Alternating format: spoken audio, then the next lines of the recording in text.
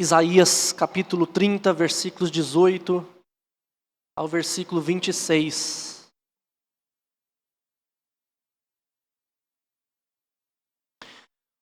Por isso, o Senhor espera para ter misericórdia de vós, e se detém para se compadecer de vós, porque o Senhor é Deus de justiça. Bem-aventurados todos os que nele esperam, porque o povo habitará em Sião e em Jerusalém. Tu não chorarás mais, certamente se compadecerá de ti à voz do teu clamor, e ouvindo-a te responderá. Embora o Senhor vos dê pão de angústia e água de aflição, contudo, não se esconderão mais os teus mestres. Os teus olhos verão os teus mestres.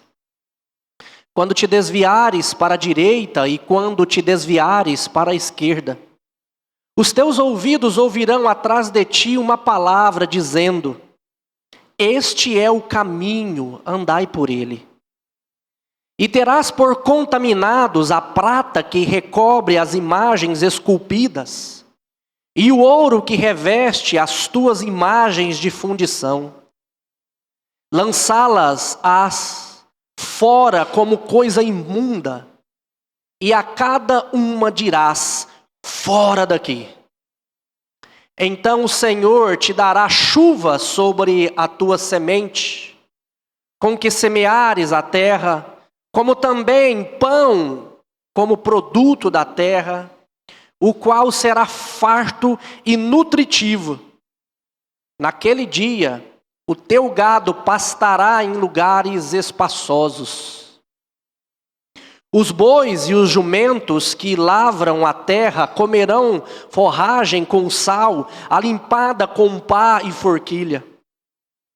Em todo monte alto e em todo outeiro elevado haverá ribeiros e correntes de águas, no dia da grande matança, quando caírem as torres. A luz da lua será como a do sol, e a do sol 7 vezes maior, como a luz de 7 dias, no dia em que o Senhor atar a ferida do seu povo e curar a chaga do golpe que ele deu. A esperança que transforma, quando Deus espera para ser gracioso conosco. Quando Deus espera para ser gracioso conosco. Quando você olha para o versículo 18, diz: por isso o Senhor espera para ter misericórdia de vós. Meus irmãos, eu gostaria de mostrar para vocês nessa noite que Deus, em sua soberania perfeita, Ele sempre espera o momento ideal para derramar a sua graça sobre aqueles que confiam nele. Ele sempre espera o momento ideal, transformando períodos de espera em preparação para bênçãos extraordinárias. Ele espera o momento certo, ideal, e esse momento de espera, ele transforma a nossa vida, ele nos prepara para receber bênçãos extraordinárias. Por isso, tenha em sua mente, quando Deus espera para derramar a sua graça. E gostaria de mostrar nesse texto aqui 3 verdades transformadoras sobre o coração de Deus, que espera para ser gracioso. E a primeira verdade, grave aí o seu coração e anote: Deus espera para ser gracioso para conosco porque Ele é justo. Primeira coisa, Ele é justo. Meus irmãos, esse versículo ele começa dizendo que Deus, por isso, o Senhor espera. Por isso o quê? Isso tem a ver com o que estava acontecendo com o que Isaías já escreveu. Se você voltar um pouquinho à sua Bíblia, Talvez aí na sua Bíblia tenha um título, no início do capítulo 30, vai estar dizendo assim: contra a aliança com o Egito. Se você voltar um pouco mais, você vai ver que Israel, ele confiava não no Senhor, mas em homens. Israel confiava no poderio militar do Egito. A Síria, um povo bravo, forte, poderoso, estava descendo para guerrear contra Israel.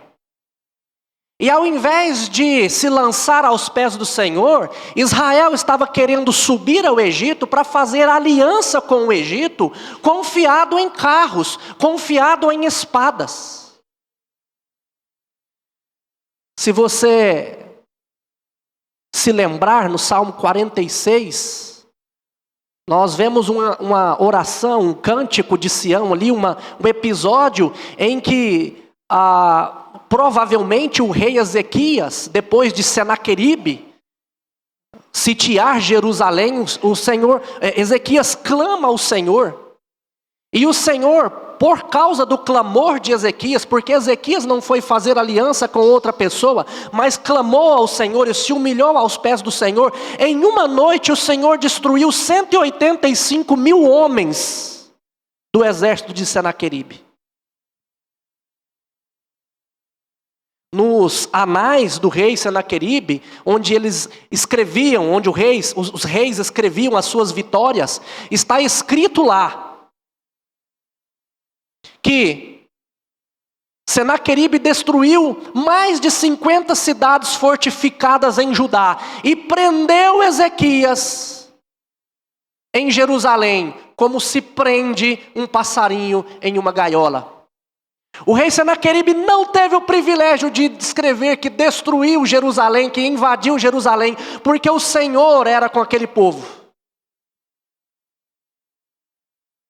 Mas acontece que aqui, no momento em que nós estamos nesse texto, ao invés de confiar no Senhor, o povo estava confiando no Egito, em armas, em tantas coisas.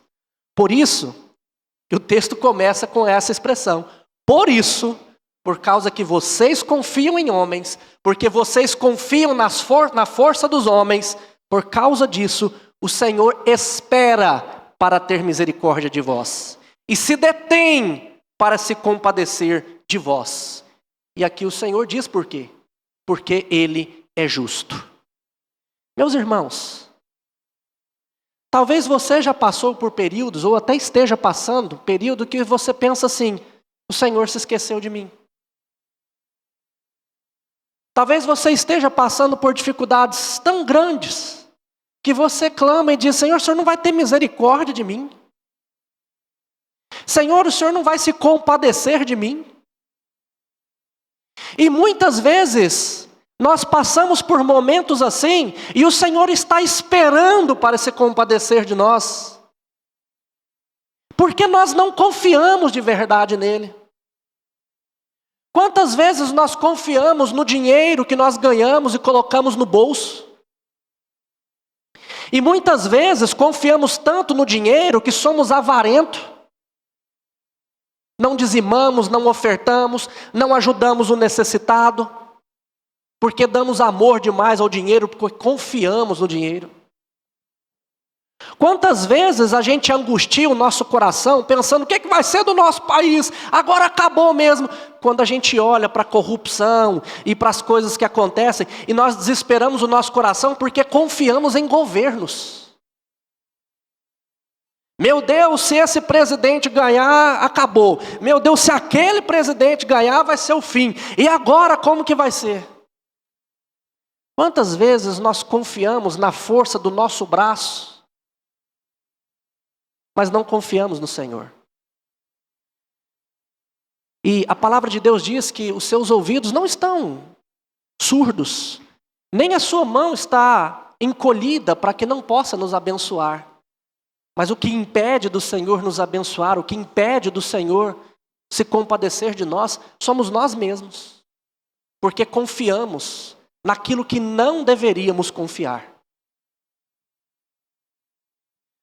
Final do versículo 18, Isaías vai dizer: bem-aventurados todos os que nele esperam, todos os que nele confiam. Meus irmãos, nós precisamos aprender a confiar de verdade no Senhor. Não é simplesmente dizer, não, eu confio, eu sei que o Senhor é capaz, que o Senhor pode. Não, é confiar de verdade. Certa vez, um malabarista fez um desafio e havia um cabo que estava passado de um prédio ao outro. E ele passou então, o desafio era passar andando ali e depois passar com o carrinho de mão. E ele então passou andando para lá e voltou e todo mundo aplaudiu e achou fantástico. Depois ele pegou o carrinho de mão e começou a ir empurrando esse carrinho de mão e passou de um lado para o outro. E todo mundo aplaudiu. Ninguém mais duvidava que ele era capaz de fazer aquilo. E então ele começou a perguntar: vocês acreditam que eu sou capaz de passar com esse carrinho de mão com alguém aqui dentro? E todos falaram: sim, eu acredito, eu confio. Você confia nisso? Eu confio. Então ele virou para uma pessoa: então entra no carrinho, deixa eu passar com você. E ele disse: eu não. Põe outro. E nenhum quis entrar naquele carrinho. Todos disseram que confiavam que ele passava e viram ele passar. Mas ninguém confiou a sua vida à mão daquela pessoa. Às vezes somos assim com Deus. Somos capazes de dizer para outra pessoa que nós confiamos em Deus. Somos capazes de orar dizendo: Senhor, eu confio em Ti. Mas no fundo, nós sabemos que nós não confiamos. No fundo, nós tememos o futuro, mesmo tendo consciência de que Deus é soberano. E nós nos angustiamos e sofremos porque nós queremos controlar. Porque nós queremos ser o Senhor da nossa vida, do nosso tempo, de tudo que nós temos. E não confiamos nele, não entregamos a ele aquilo que deveríamos entregar à nossa vida. E nós precisamos entregar, porque o Senhor, Ele espera para nos abençoar, porque Ele é justo. Porque se Ele nos abençoar, a gente confiando em nós mesmos, soberbos como somos, nós vamos achar que é pela nossa força. Nós vamos achar que foi nós mesmos que conseguimos. Ou então nós vamos agradecer a outras pessoas, não a Deus. Como o povo dele fez muitas vezes. Deus dava a chuva e o povo adorava a Baal. Deus permitia que eles colhessem abundantemente e eles adoravam o Deus da fertilidade e outros deuses. Por isso o Senhor espera para nos abençoar, espera para ter misericórdia de nós. E meus irmãos, Ele vai esperar um momento ideal. Entenda uma coisa, nem que seja depois que você morrer, para Ele mostrar a misericórdia dEle a você e a mim. Porque se o Senhor entende que eu não confio nele nessa vida, eu vou passar essa vida inteira sem ver essa misericórdia de Deus, sem ver Deus se compadecer de mim. Por quê? Porque eu não confio nele. E Ele sabe que se Ele me abençoar, se Ele ter misericórdia de mim, eu vou para longe dEle, eu vou fugir dEle, ou eu vou agradecer a outras coisas que não seja Ele. É por isso que Deus espera. Você quer ser abençoado? Quer experimentar dessa misericórdia, dessa graça de Deus? Comece a confiar nele. Desenvolva isso. Identifique primeiramente os ídolos do seu coração, aquilo que você tem confiado. E comece a agir contra, a trabalhar contra. Se você tem sido avarento porque você confia no dinheiro, então comece agora a fazer diferente. Comece a abençoar pessoas, comece a ofertar, a dizimar. Comece a abençoar. A palavra de Deus nos ensina para a gente trabalhar, não só para nós mesmos, mas para que a gente tenha com que acudir o necessitado. Tem pessoas que precisam.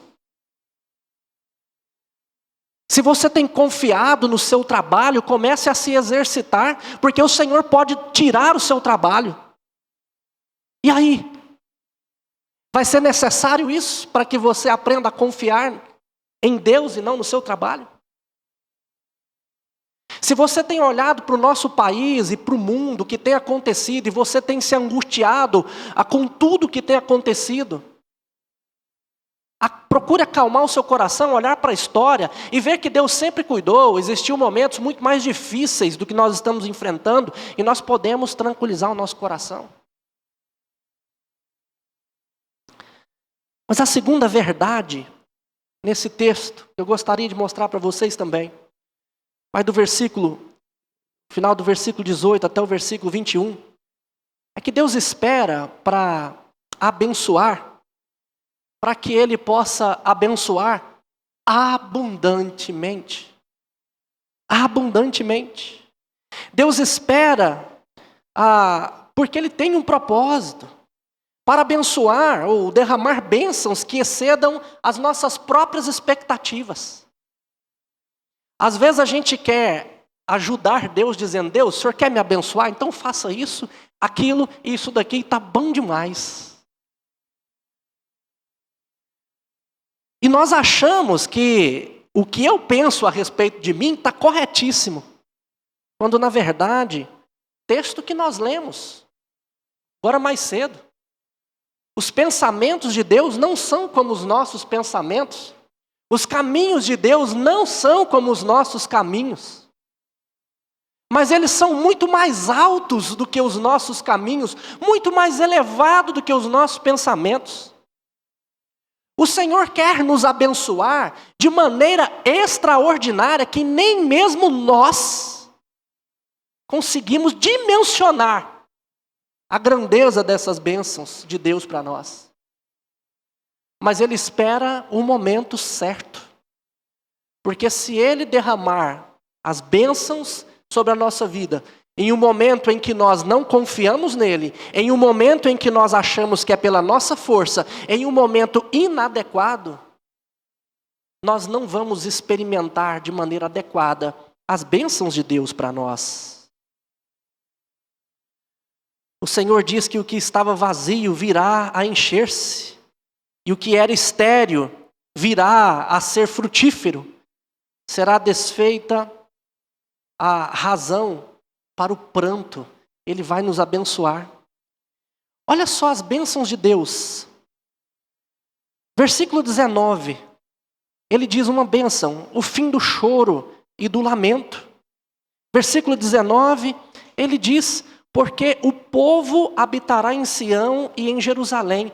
Tu não chorarás mais, certamente se compadecerá de ti a voz do teu clamor, e ouvindo-te responderá. E aqui vem uma segunda bênção, resposta imediata às nossas orações. Deus aqui não apenas ouve a oração, mas responde à oração do povo, quando o povo passar a confiar nele. Outra bênção que nós vemos aqui, versículo 20, é a provisão abundante mesmo em meio à adversidade.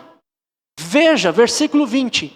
Embora o Senhor vos dê pão de angústia e água de aflição, contudo, não se esconderão mais os teus mestres, os teus olhos verão os teus mestres.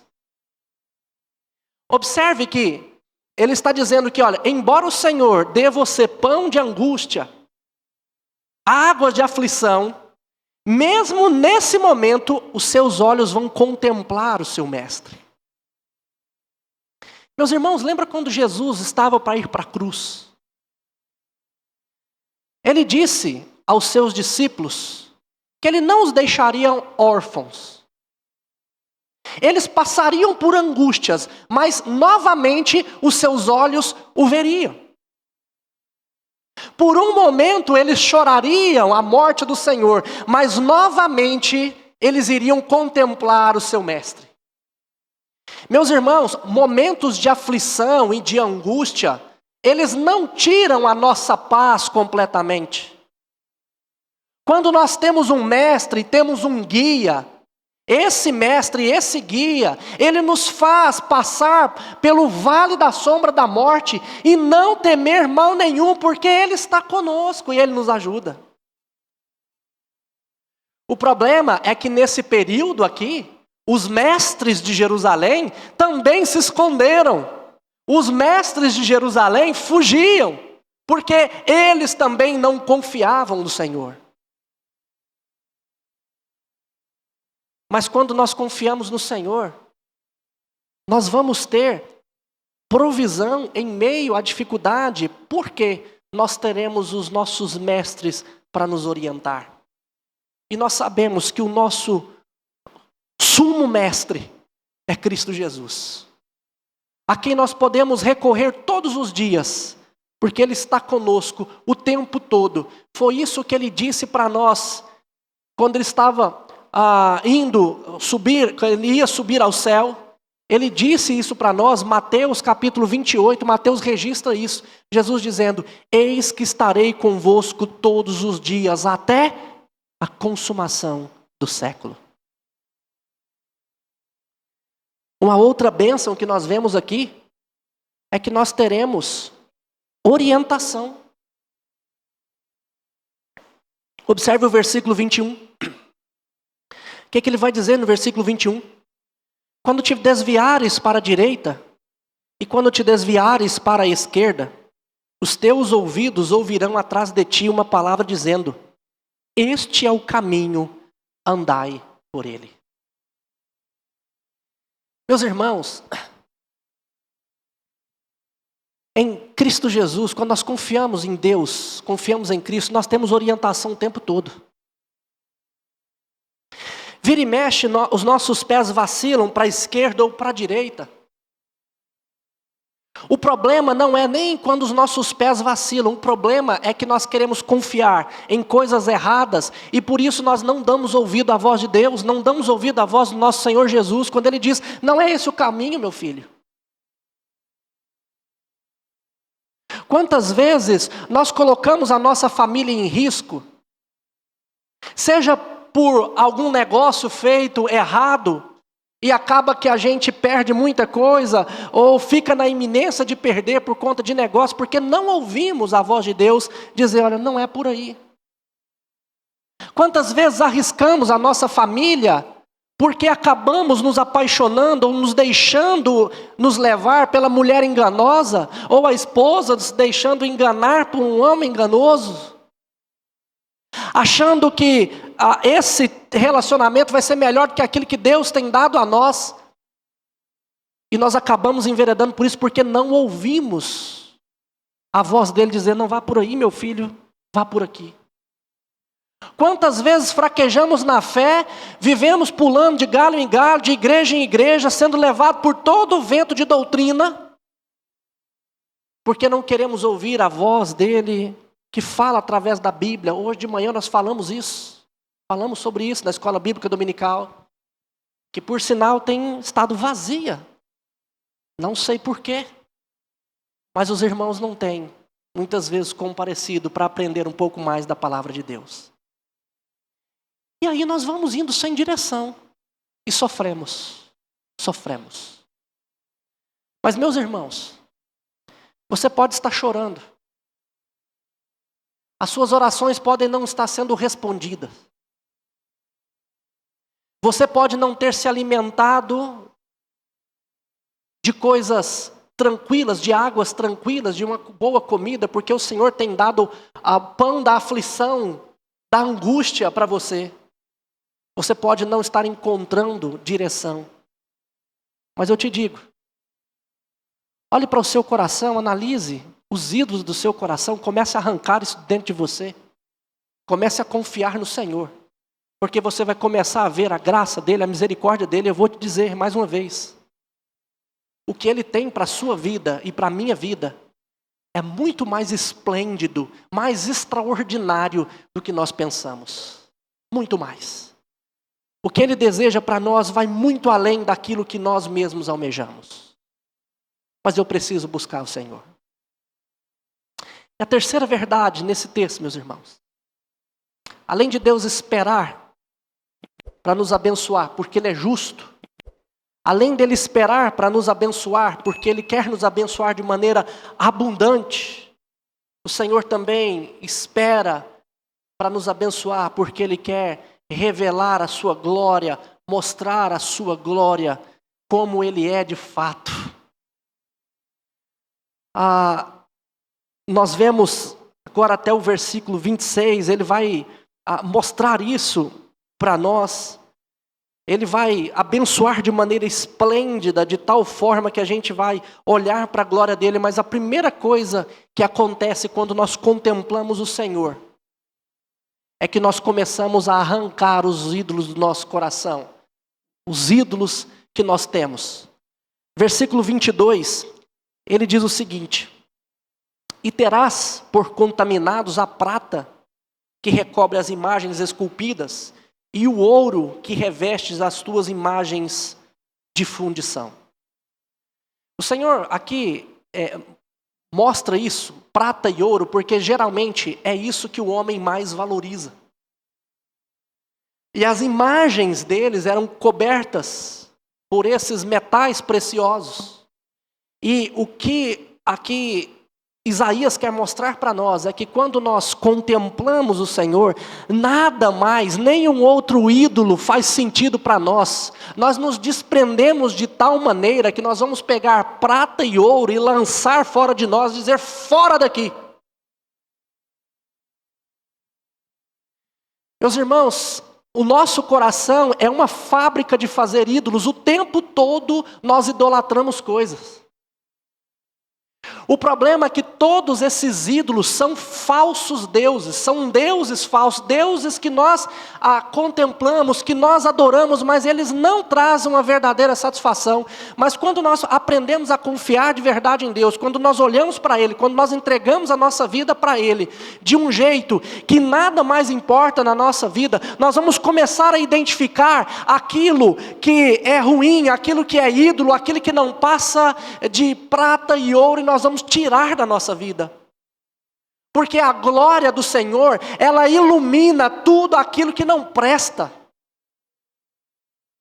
É isso que acontece quando nós nos aproximamos de verdade dele. E nós vamos arrancando o nosso coração. Vamos tirando de nós.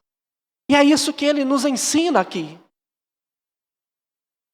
Quando nós esperamos em Deus, e Ele de verdade se revela a nós, nós então começamos a enxergar as coisas que não prestam, e nós vamos arrancando de nós.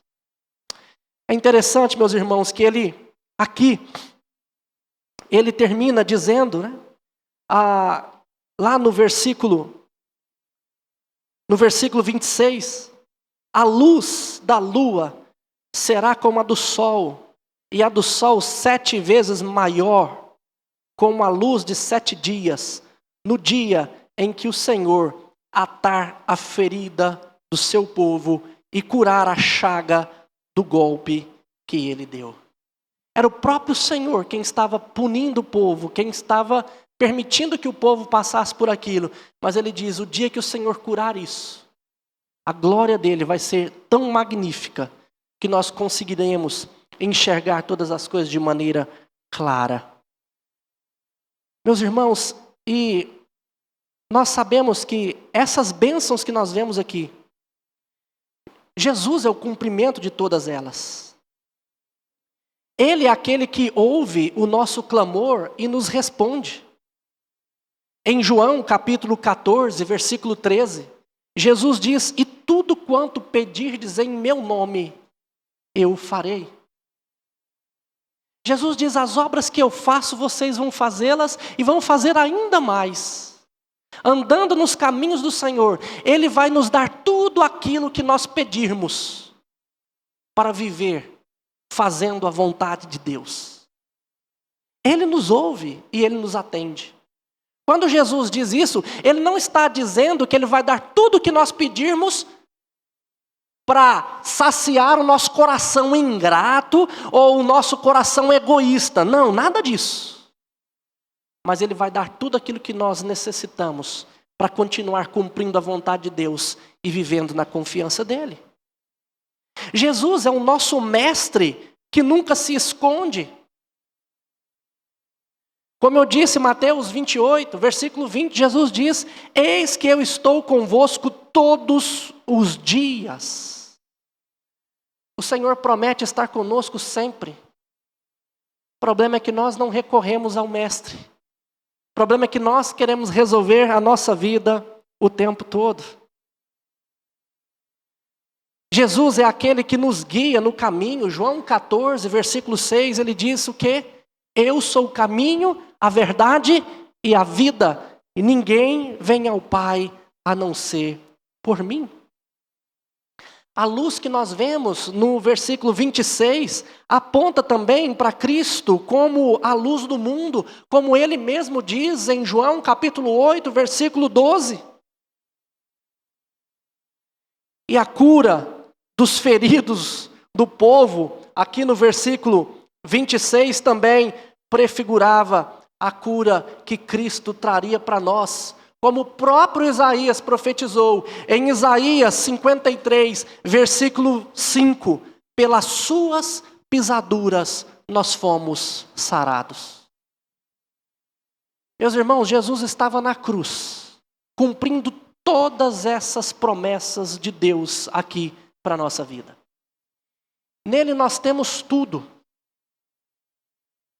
Foi esse Jesus que Simeão pegou ali ainda como criança.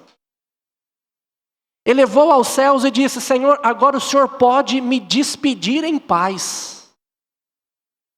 O Senhor pode me matar agora, porque os meus olhos viram a tua salvação. Nós andamos com o Senhor Jesus todos os dias, mas não temos paz no coração. Porque desejamos muito mais coisa do que necessitamos, do que precisamos desejar, que é o próprio Senhor Jesus. Há um cântico que diz: só de ouvir tua voz e sentir teu amor, só de pronunciar o teu nome, os meus medos se vão, minha dor, meu sofrer, pois de paz tu inundas o meu ser. Meus irmãos, a paz que nós necessitamos, a tranquilidade que nós precisamos, ela está em Cristo. Mas para isso, eu preciso acordar com Ele todos os dias, andar com Ele todos os dias, dormir com Ele todos os dias. Mas nós procuramos muitas coisas pelo nosso caminho e por isso não encontramos paz, porque não é a segurança financeira que vai nos dar paz, não é a estabilidade do nosso governo que vai nos dar paz, não é a tranquilidade dos relacionamentos que vai nos dar paz, pelo contrário. É a paz que nós temos em Cristo que nos faz viver de uma maneira tranquila, seja qual for a situação. Paz, meus irmãos, não é a ausência de tribulação, mas é conseguir viver tranquilo, mesmo em meio a essas tribulações, seja o que for. Isso é ter paz. E nós só encontramos isso em Cristo Jesus. É o que Ele nos diz em João, capítulo 16, versículo 33, no mundo tereis aflições, mas tem de bom ânimo, eu venci o mundo. Nós precisamos olhar para Ele, correr até Ele, porque é somente Ele que nos dá essa paz. Queridos irmãos, talvez você tenha vindo aqui hoje carregando o peso da espera. Talvez esteja questionando se Deus realmente se importa com a sua situação. Talvez esteja tentando tomar as rédeas da situação, da sua vida, e forçando soluções. Mas, meu querido, saia daqui com a perspectiva, uma nova perspectiva sobre essa espera. Saia daqui pensando que se Deus está esperando para se mostrar a você, é porque Ele quer tratar você. Ele quer te ensinar a confiar nele. Ele quer te ensinar que ele tem muito mais coisas do que você imagina, e coisas muito mais elevadas do que você deseja. Ele quer te ensinar que o que realmente importa é contemplá-lo, é vê-lo, mais do que receber dele alguma bênção. Coisa que eu já disse a vocês. Nós precisamos primeiro buscar a face de Deus, antes de buscar as mãos dele. O que realmente sacia o nosso coração não são as bênçãos de Deus, mas é o Deus das bênçãos. Portanto, se você tem esperado, se você tem se angustiado em meio a essa espera, lembre-se que se Deus pode trabalhar e quer trabalhar o seu coração, para que essa espera não seja uma espera de angústia, mas uma espera de esperança. Uma esperança que Ele, e somente Ele, pode saciar o seu coração, pode transformar a nossa vida e pode dar a nós muito mais do que nós sonhamos. Mas nós precisamos contemplar, olhar para Ele e somente nele. Amém? Vamos nos colocar de pé e orar mais uma vez a esse Deus grandioso e receber a bênção dele. Senhor, eu quero agradecer ao Senhor por tudo que o Senhor tem feito nas nossas vidas. Senhor, sabemos que o povo de Israel enfrentou não somente o poderio assírio, mas também a Babilônia. Porque eles temiam homens, e nesse temor eles fizeram aliança com homens para livrá-los de tão grande mal. Mas o Senhor mostra, ó Deus, que não são homens que nos livram, mas é o Senhor.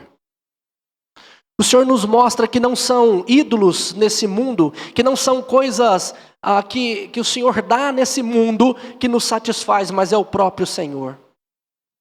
Portanto, Deus, que nós possamos esperar a boa mão do Senhor estendida, a estender-se a nós, mas esperar com esperança, não com angústia.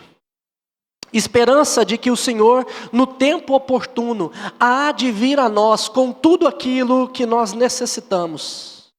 Mas o tempo é do Senhor, o momento é do Senhor, porque o Senhor sabe perfeitamente qual é o melhor momento e nós não sabemos.